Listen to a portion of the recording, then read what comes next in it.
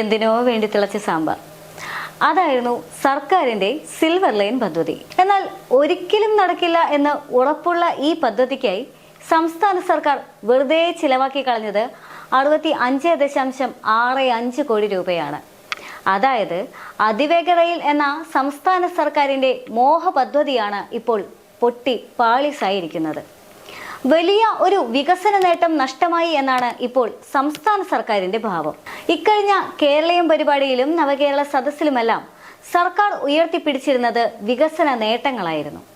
ആ വികസന നേട്ടങ്ങളുടെ കഥ പറയുമ്പോൾ അതിലെ ഒന്നാമനെന്ന് പറഞ്ഞിരുന്നത് സിൽവർ ലൈനുമായിരുന്നു. അത്തരത്തിൽ വികസനത്തിന് പ്രാധാന്യം നൽകിയെന്ന് സർക്കാർ അവകാശപ്പെട്ടിരുന്ന ഒരു തുറുപ്പ് ചീട്ടാണ് ഇപ്പോൾ നഷ്ടമായിരിക്കുന്നത്. ഒരുപക്ഷെ ഇടതുപക്ഷ സർക്കാർ വികസനത്തെപ്പറ്റി വാചാലരാകുമ്പോൾ ചില കാര്യങ്ങൾ ഓർമ്മിപ്പിക്കാതെ വയ്യ. പണ്ട് കമ്പ്യൂട്ടർ വന്നപ്പോഴും ട്രാക്ടർ വന്നപ്പോഴും ശാസ്ത്രം തോട്ടിലും വിപ്ലവം കൊമ്പത്തുമായിരുന്നു. അതായിരുന്നു കമ്മ്യൂണിസ്റ്റ് സർക്കാരിന്റെ നിലപാട്. പക്ഷേ മഞ്ഞക്കുറ്റി വിപ്ലവത്തെക്കുറിച്ച് ചോദിക്കുമ്പോൾ കഥ വേറെയാണ്. വികസനം തന്നെയാണ് സർക്കാരിന്റെ മുഖമുദ്ര എന്നാണ് സർക്കാരിന്റെ അവകാശവാദം. നിലനിൽപ്പില്ലാത്ത ഈ നിലപാടുകൾ ഇങ്ങനെ മാറി മറയുന്നത് കാണുമ്പോൾ ഇതെല്ലാം താങ്ങാനുള്ള ശക്തി തരണേ മാർക്സ് പുണ്യാള എന്ന് മാത്രമേ ആത്മാർത്ഥമായി പ്രാർത്ഥിക്കാനുള്ളൂ. വികസനത്തിനോട് തെല്ലുപോലും താല്പര്യമില്ലാത്ത, ശാസ്ത്ര സാങ്കേതിക വിദ്യയെ അടപടലം എതിർത്ത കമ്മ്യൂണിസ്റ്റ് സർക്കാർ ഫീസ് ഇനത്തിൽ 33 കോടിയും പാരിസ്ഥിതിക പഠനത്തിനായി 29 ലക്ഷവും, സർവേക്കായി 3 കോടിയും, സർവേ കല്ല് ഇടുന്നതിന് 1 കോടിയും, മണ്ണ് പരിശോധനയ്ക്ക് 75 ലക്ഷവും, പൊതുപ്രവർത്തനങ്ങൾക്ക് 6 കോടിയും, ഭൂമി ഏറ്റെടുക്കുന്നതിന് 19 കോടിയും ചെലവിട്ട് കഴിഞ്ഞു.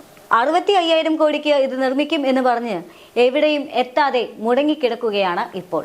സിൽവർ ലൈൻ പദ്ധതിക്ക് ആവശ്യമായ കേന്ദ്ര അനുമതിയോ പാരിസ്ഥിതിക പഠനങ്ങളോ പ്രൊജക്ട് റിപ്പോർട്ടോ പോലും ഇല്ലാതെയാണ് ഈ കോടികളെല്ലാം തന്നെ വെറുതെ പാഴാക്കി കളഞ്ഞത് എന്നാണ് ഇതിൽ നിന്നെല്ലാം വ്യക്തമാകുന്നത്. സിൽവർ ലൈന് ഭൂമി വിട്ടുകൊടുക്കാനാകില്ല എന്ന് ദക്ഷിണ റെയിൽവേ കഴിഞ്ഞ ദിവസം വ്യക്തമാക്കിയതോടെ പദ്ധതി നടപ്പാകില്ല എന്ന് ഏറെക്കുറെ ഉറപ്പായിട്ടുമുണ്ട്.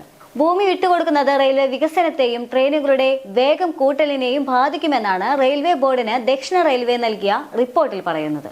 183 ഹെക്ടർ റെയിൽവേ ഭൂമിയാണ് ഈ പാത കടന്നു പോകുന്നതിന് വേണ്ടി വരുന്നത്. കോഴിക്കോട്ടും കണ്ണൂരും സിൽവർ ലൈൻ പദ്ധതിക്കായി കണ്ടെത്തിയ ആ സ്ഥലങ്ങൾ മറ്റു പദ്ധതികൾക്കായി മുൻപേ തന്നെ നിശ്ചയിച്ചിട്ടുള്ളതുമാണ്.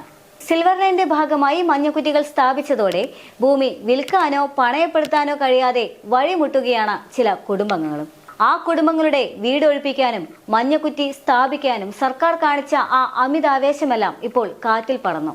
ജനങ്ങളെ പ്രതിഷേധക്കാരനെന്ന് മുദ്ര കുത്തിക്കൊണ്ട് പോലീസ് അറസ്റ്റ് ചെയ്ത് നീക്കിയത് ഇതേ മഞ്ഞക്കുറ്റി വിപ്ലവം ഉണ്ടാക്കാനായിരുന്നുവെന്നത് മറ്റൊരു വാസ്തവം. പക്ഷേ എല്ലാ പ്രഹസനങ്ങളും കാറ്റിൽ പറന്നുപോയി. സർക്കാരിന് ഇതിലും വലിയ പണിയൊന്നും ഇനി കിട്ടാനുമില്ല.